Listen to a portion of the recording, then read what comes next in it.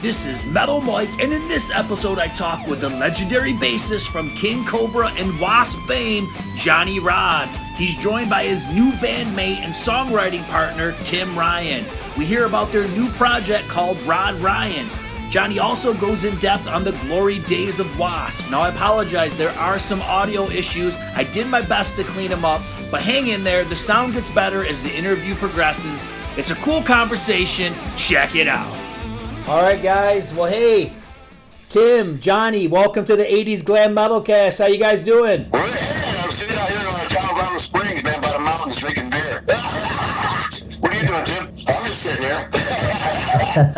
So why don't you tell everybody what you guys are up to? You're working on a project. Give everybody a heads up on it. Oh, man, the group's called the Rod Ryan Group because Tim Ryan, and I'm Johnny Rod. So it's called the Rod Ryan Group, and we're writing these songs. Tim is a brilliant lyricist, man, and he writes the lyrics, you know, and I take his lyrics and put music to it. So it's a great partnership because I've always had I've been stuck with lyrics and that I get a mental block. So, but I can use the lyrics. I can take them, just write some killer music to it. I'm telling you, Mike, this shit's really good. It's like people are gonna be surprised, man, because it's kind of a departure from what I used to do, but it's still every song is unique, man, and it's deep. These lyrics are deep, you know, they're not superficial bullshit, right? What kind of style music are you guys working on? Because Johnny, people know you for hard rock and metal. So what kind of style music are you going for? Well, I'll tell you what, man, it's all those things. We got rock songs, we got blues songs, we got heavy metal, we got a couple ballads, we got some really, really deep, weird shit, man, like the old Doors. Nice. It's like me and Tim grew up in the generation of the Doors and the early '70s of Black Sabbath and all that shit. So, every song is got its own unique thing, man. It's like so many albums in the past that all the songs a lot of them sound the same. Well, this album, man, every song has got its own unique thing. I mean, you're gonna really be surprised. I gotta tell you, man. Are you guys going to be recording this album in the near future? Yeah, Nashville. What's September 10th? No, where the hell you at, man? September 12th. We're gonna be around Nashville about a week over in September, and What's the plans after that? Try to shop it around to record labels? Well, yeah, we're going for a record label, man. We're gonna our producer's gonna go for Copperline Sony first, and. Because he has some kind of, he's in with those guys, and he's got his own publishing company. So I've been in the business many years, and I got screwed over when I was younger, but it's not going to happen anymore. How did you guys meet up with each other? Oh my God! How did you tell her, man? Well, we were met in a bar. That's a good start. We're a high-class bar at a place called the Broadmoor, right? Yeah, it's it's a 5-star resort. Yeah, it's a 5-star resort, and we were happened to my lady that my girlfriend, my partner, whatever, So I never wrote a lyric in my life. And Johnny said, we were talking about drugs in our younger life and things like that. Yeah, he said it makes you unavailable, and that just hit me. I said, Johnny, that's a song. Well, I met him, and we were sitting there talking, and we were talking about music, and I said, we were talking about drugs, how it really made us nuts when we were younger, right? Tim couldn't relate because Tim was a dentist. He's a dentist. He's a retired dentist. That's no lie, man. Yeah. And the thing is that we were talking, and I met him that night at the Broadmoor. We started talking. We're talking about doing a bunch of cocaine because I see tons of it, and so did he. And it's and I said, the weird thing about coke is when we do it, we become unavailable. I used that word. I said unavailable to everybody and everything, and he freaks out. Tim said, "Oh my God, that's exactly right. We become unavailable."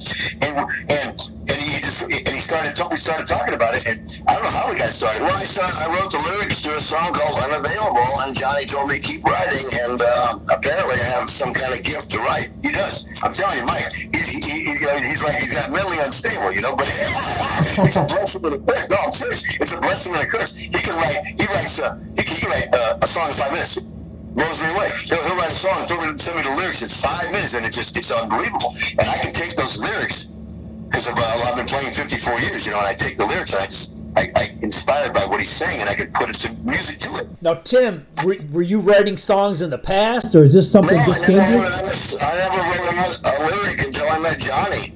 He told me to keep writing, and apparently I have some kind of gift. I'm really good at it. Well, see, man, when I said that word unavailable about how we become when we were doing a bunch of drugs when we were younger, he freaked out. He said, that's exactly right. And he said, and he wrote lyrics, and all of a sudden he just wrote something about that. And he sent it to me, and it was fantastic. And I said, Tim, I started talking to him on the phone, and I said, Tim, keep on writing. And he did, man. And now, in the last month or two, he's written 72 songs. Wow. Wow.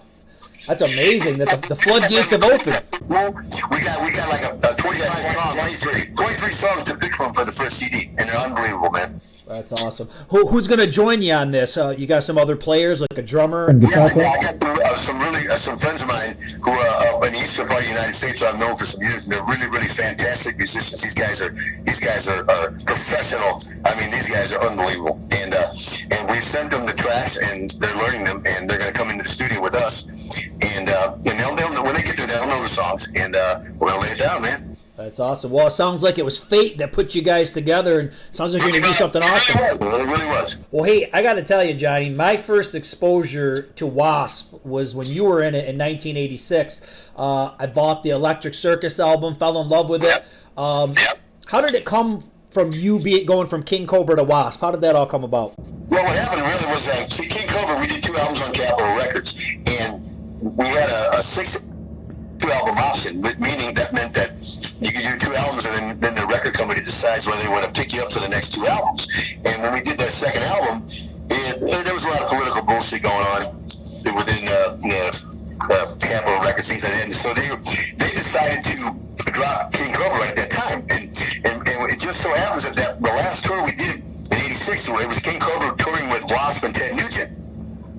And I didn't know, and we were down in Texas, and I didn't know that at that time Blackie was thinking about making a change in W.a.s.p. I didn't know anything about W.a.s.p. I wasn't paying attention. Mm-hmm. But he was watching me every night.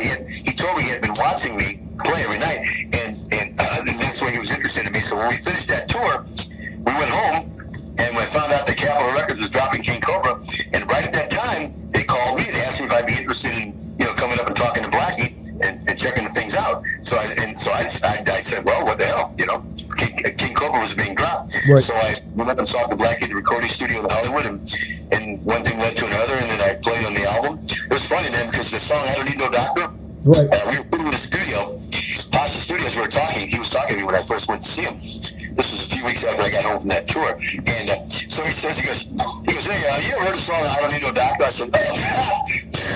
said, man, I've been playing that song since 1971. I love Humble Pies.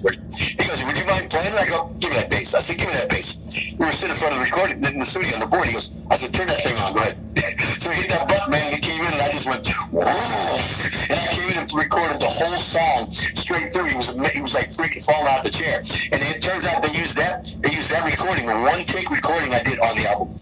That's amazing. Wow. They call me One Take Johnny, man. I'm pretty good like that. I can get shit done in one take. Johnny's incredible. He's a fabulous musician. Unbelievable. Well, that's what we're doing here, man. We're recording these songs with Tim. I'm downstairs. I'm playing the guitar, the bass. We got an electric sitar, 12-string, whatever, man. I'm playing all these tracks, and then I sing it on top of that. Then I put the vocals on.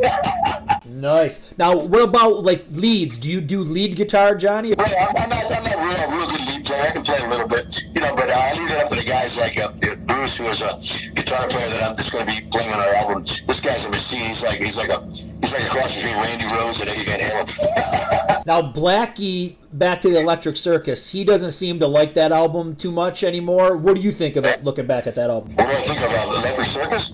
Yeah. Well, I like the album, but I think that, I don't know, it was kind of a transition period for W.a.s.p. at that time because Blackie was switching back to guitar. But my favorite album is The Headless Children. I got to say, The Headless Children is my favorite album because it felt like a band. At that period of time, it felt like a band. Yeah. I think that's probably one of my favorites as well. I mean, you got some killer bass on that one, too, with The Real Me. That's some amazing stuff. Well, yeah, man, John Entwistle sent me a letter, and nobody knows this. I have a letter from John Entwistle. Because, that song is originally off Quadrophenia by The Who. Right. Which is 1973, one of those years. And I was listening to that album in high school.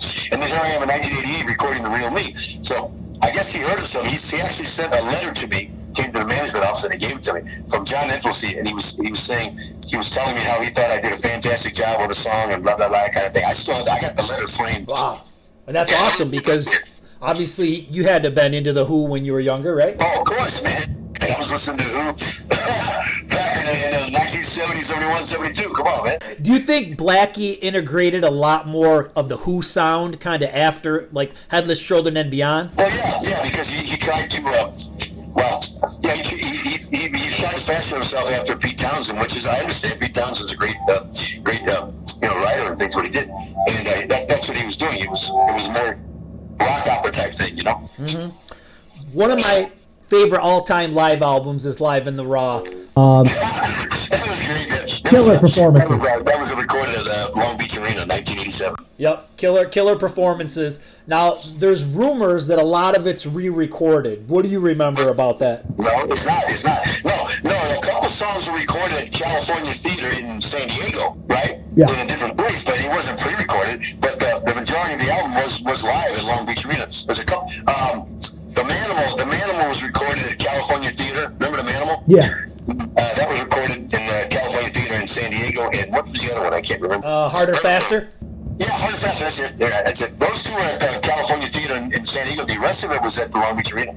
Now, those two that you just mentioned, were those just studio tracks with audience filtered in, or did you ever play them live? No, that was live. We just we wrote them on the road, and we learned them on the road. Ah, gotcha. See, when we were on that tour, we were fucking around with them on that tour, and then we just recorded them, and it made its way on the album. I mean, it was live in front of people.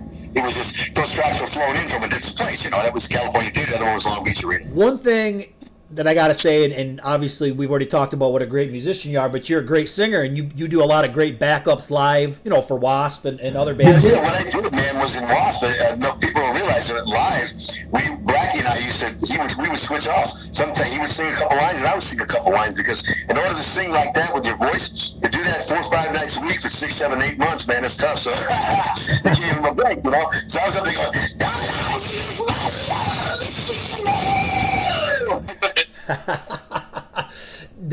Now, when you did the live album, did he kind of pop in and re-record a lot of the parts, or is your voice still on there too? Well, my voice. Well, I think Blackie went under. I think he went over and fixed a few parts. I don't know, because I wasn't there. I wasn't in the studio when they were mixing it. But who knows? You know, I don't know. Man, I wish there was a pro-shot concert of this tour.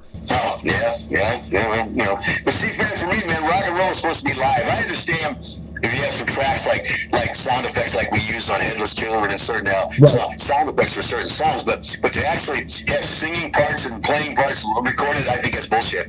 Yeah. Rock and roll is meant to be played live, and if it's not perfect, so what? It wasn't meant to be perfect. True. Yeah, unfortunately, there's a lot of that going on today. A lot of people criticize that, because there are bands that use, you know, pre-recorded backgrounds and. We're tracking a sequence. I know. That's one of the reasons why Stet Howland left the band. Yeah, because he was running the drum, the click track, and the sequencer, and he told me it fucked up one night. He said they were playing on Love Machine. I shouldn't say this, but he told me they were playing Love Machine, and it came to the chorus, and it started going, hello! You know, I go, leave, and it stuck on the hello, and kept going, hello! Hello! And I laughed my ass off when he told me that, but I couldn't see. He said that was the last one. He said, fuck it, I'm done. This is rock and roll. Put me live. Yeah, I think that's what happened to Milli Vanilli. Remember them? Nah, them guys are full of shit. That's bullshit, man. That ain't rock and roll. That's fucking bullshit. Let's talk about the Crimson Idol, because you really weren't around for the recording of that album, but then you kind of came back in for the tour. Don't call me and ask me to do the tour because well, I don't know why exactly, but he's called and I said, well, yeah, I'll do it. He paid me the money, I'll do it. Now, a lot of people are obsessed with this album, and I don't know. What do you think of it? Do you think it's one of the best ones? I think it's a good album. I think the theme when he was trying to going after the ghetto, he got it. But I think the production quality could have been better. But that's just me. Yeah. You know? I'm not a huge fan of concept album. I mean, I like concept albums, don't get me wrong, but sometimes I feel like I get lost if the story is not, really out there in your face. That album is kind of slightly self-indulgent and pretentious. I don't know. Yeah. That was me because I never forgot where I came from. Yeah. I'm a big mouth asshole. I'm a big mouth Italian asshole from South St. Louis. So I don't let my I don't know, man. I'm just a regular guy who got paid for what he loved to do, and I'm very fortunate and blessed. That's all. So for a while, you kind of walked away from music. What were you doing with yourself during that time? Yeah, I was a paramedic for 3.5 years. Can you believe that shit? That's awesome. I'm serious, man. Can you imagine calling an ambulance and I show up? No. Here he comes with a needle. Doctor, that's a real Dr. Rocker right there. That's right. You could pick the people up and Tim could work on their teeth, right? Hey, what about Tim? He was a dentist. Can you believe it? Dentist. Yeah, well, that's the thing, man. See, when we're on the road, we can play music and get my teeth whitened and clean. Never got to worry if you got a toothache or something. Tim's got you. I'm there. Yeah, you speak cocaine, now be Novocaine. No, but you know what, man? Yeah, you say it's just the coolest thing that how Tim and I got together because, I know it was fake. There's no doubt in my mind. And everything is just falling into place to the point where it's scary, But I'm not scared. I ain't afraid. I'm ready to go, man. When these people hear this music, they're gonna go, wow, man. I didn't think Johnny Rod was that deep. One more thing about W.a.s.p, and we'll get off the W.a.s.p topic. Before this band ends and they do a farewell tour, Blackie does one, do you think he'll ever invite any of you guys back to do a final gig? I'll tell you what, there was a period of time not so long ago that I tried. I kept on trying to get some kind of reunion together because I think that the fans would love it. If it was me and Chris and Blackie, I think it wouldn't, we get a drummer up there. It's not so, if it was Stan or whoever, Steve Riley or whatever, but Frank's gone, God rest his soul. Mm-hmm. I got to see Frank about 3 months before he died. Oh, did you? Yeah, I got to talk to him and see him. That was wonderful because it was nice. I got to pray with him and shit. But anyway, I think I tried something not too long ago. Contact Blackie, and management contact him, and he just wouldn't do it, man. No. And I think it sucks because the fans will love it. I think everybody. How old are we now? We're all in our 60s. Let's put this bullshit aside and just go out and make some money and have fun. Yep. But I guess some people just can't let things go. Well, I can, but they won't. Yeah. What about, I always had the idea, it's too bad all the former W.a.s.P members couldn't get together with like a different vocalist and do a project. That would be pretty cool. I'm open to anything, man, because I don't hold grudges. I can understand when we're younger, but it's like, how fucking old are we now? Get over it and get the fuck on with it, I hear you. Whatever happened to the yellow, was a Mockingbird or Ironbird? Which one was it? Yeah, the Ironbird, man, the Ironbird. You still got it? Yeah, it's up at a music store up in Algonquin by Chicago in Illinois. Some guy, JC's Guitars. This guy got it, and he won't give it up, so what can I say? What kind of basses do you play today? Oh, PRS, man. Paul Reed Smith. Nice. We're the best. Yeah, they're like $5,000 a piece, but they sound really good and they kick fucking ass, boy. Baby. I still play 4-string because these young guys go, hey, man, where'd you get a 5 or 6-string? You know what I say? I go, hey, dude. I go, if you can't get the job done with the 4-string, that 5th one ain't going to help you. It's funny, when you look around for BC Riches, they're not in high circulation anymore, which is kind of weird. No, they never really were that good of a guitar, but it was a great live. It was great for live. I would only use it for live. Right. I never used it for the rev. But in the studio, I'd use like 1960 Fender Precisions and shit like that. No kidding. But those Riches look cool, so I understand why you use them live. But they were good, and they sounded fine for live, what we had to do. But in the studio, I wanted to use those vintage old Fender Precisions. I had a 1960. Thing's like 51 years old now. No, sorry, 61 years old. What am I saying? It's 61 years old. And that thing that only goes in the studio. Yeah. Perfect. Well, hey, guys, it's been fun talking with you. I wish you a lot of luck with your upcoming project. Once you get it out, send me some links, and I'll put it on my page. But man, we'll see. When it gets got done recording, we're doing scratch tracks here, and Steve's got recording stuff here. We got the guitar and laptop and all that shit, GarageBand. So but when we go to Nashville, it's going to be a motherfucker. I'm tell you that right now. That's awesome. Rod Lang Group, Songs from the Ward. Well, I wish you lots of luck with it. All right, Mike. Thanks, guys. Thank you, Mike. Thank you for the interview. You got it. Have a good night. Well, that was great talking with Johnny and Tim. Make sure you subscribe. I know you're going to dig the episodes that are on the way. Rock on!